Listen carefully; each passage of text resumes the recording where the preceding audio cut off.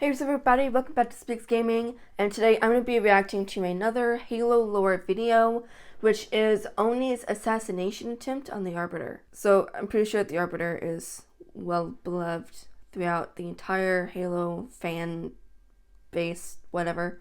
So I'm very excited to figure out why ONI would still be stupid and try to assassinate the Arbiter. So let's get into it. Without the help of the Arbiter, 2552 would have almost certainly been the year of humanity's extinction. Oh yeah. His work uniting humanity and ex-members of the Covenant was instrumental in ending a war that killed tens of billions, a victory unattainable without his help. Yeah. That said, only a few months prior, he was one of ONI's highest value targets, and high-ranking agents had planned an operation that would have altered the course of galactic history, almost certainly leading to the final days of the human race. Wow. This is ONI's highly classified assassination attempt on Thel 'Vadam, the Arbiter. God, I hate them so much. The Human Covenant War will remain for many decades the bloodiest war in human history. Yep. Despite the many questionable initiatives commissioned by ONI, outposts, colonies, and human lives continue to be devastated by the Covenant. Those responsible for these acts of genocide directly followed the Prophet's will, leading fleets of hyper-destructive battlecruisers through human colonies, leaving a trail of ash and destruction in their wake. The most notorious fleet, very likely holding the highest kill count among the entire Covenant Navy, was the Fleet of Particular Justice, led by Supreme Commander Thel 'Vadam. ONI's first encounter with Thel was in 2535. Intel at the time had indicated he was merely a representative of the Prophet of Regret, but after Jai 006 engaged in combat with him, it was clear he was far, far more than that. Before becoming the Arbiter, Thel 'Vadam was responsible for the largest loss of human life and space, with his fleet, the then Shipmaster and Supreme Commander, cut through human-controlled space, destroying major UNSC manufacturing planets, roughly 120 UNSC ships, and glassing countless planets. Holy crud. Only Section 3 tried multiple times to track his fleet, but each attempt ended up with an agent winding up dead. These deaths contributed to an ever-increasing kill count of over 1 billion human lives, and God. that isn't even including the fleet's most significant victory. On August 30th, 2552, the Fleet of Particular Justice appeared at Reach, and was instrumental in crushing the resistance that humanity had mustered. Thel's fleet was ultimately responsible for the death of over 1 billion people, and the destruction of the only planet that stood between the Covenant and Earth. Yep. At this point, ONI's private investigators declared him the most dangerous Covenant military asset on the field, and the officer's strategic artificial intelligence calculated a 0% confidence rate that the UNSC Navy could take down the Arbiter by conventional means, and thus ONI decided to take matters into their own hands. On September 26, 2552, the order was given for ONI Section 3 Lieutenant Commander Jameson Locke to build a target profile on Thel, Holy crud. evaluating his military history, personal history, and lethality. When all was gathered and accumulated, Locke came to only one clear plan of action: assassination. God. ONI higher-ups agreed on the wet work, and given his now extensive knowledge on the target, Locke proposed to carry out the hit himself. However, on November 3rd, the hit would be called off. In the month ONI had seemingly spent planning the operation, tensions within the Covenant had risen to extreme levels, resulting in the outbreak of the Great Schism, the Covenant civil war that was sparked by the elites being removed from positions of power and then replaced by the most dishonorable of creatures, the brutes. This led to the Arbiter and his elites' alliance with humanity, something that ONI could not afford to break for the good of humanity.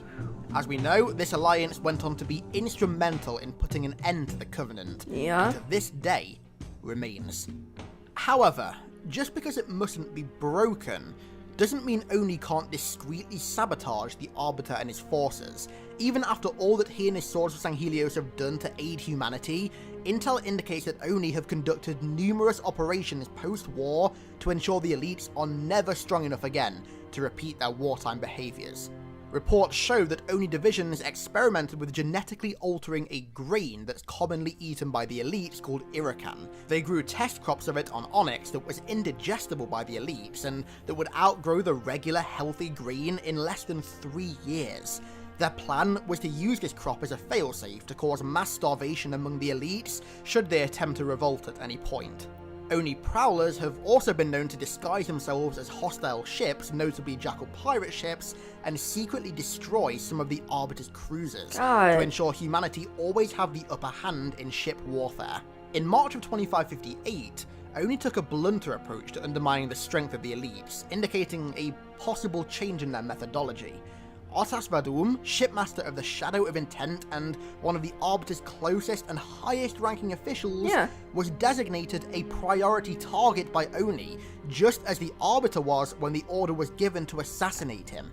The same was also done for every single other elite administrative and military authorities. What could ONI be planning? Well, later that month, they may have attempted to set this mysterious plan in motion. 3 ONI prowlers were caught trailing Artas and the Shadow of Intent, and were consequently shot down by the shipmaster. This seemingly grave act of betrayal was the last we heard of Artas and his cruiser, and the reason for ONI's priority targeting of him and his fellow elites is still entirely unknown. Really? That said, despite ONI's tendency to carry out immoral, inhumane operations for reasons unknown to even those within the office, one fact does remain clear. Humanity was also likely responsible for the death of billions of the Arbiter's fellow elites, so he and his brothers have more than a valid enough reason to rebel. The question is, are ONI going too far in sabotaging those who saved humanity when they themselves were going to carry out an assassination that ultimately would have doomed humanity? Yeah.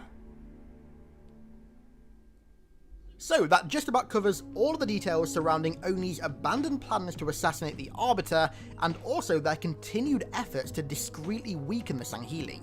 Do you think ONI's worries and actions are warranted? Nope. Or do you think that they're overstepping the mark and risking sparking another war with their low-key betrayals? Yes. Honestly, this is one of Halo's biggest grey areas right now, because you can totally understand both sides of it, so yeah, I mean, I feel like ONI, it was, I can kind of understand, so it's like what he said, I can kind of see both sides, but I'm more inclined to agree with the Arbiter and, like, that side. And, like, ONI had no right to, at all, try to destroy the Sangheili, like, at little bits at a time. Like, that was stupid. I mean, and I can't believe that they wanted to assassinate the Arbiter just because he had, at one point, been, like, enemy number 1 in ONI's eyes, and then everything that he did to help humanity and everything, like, apparently that doesn't matter to them. Like, it doesn't matter to them at all.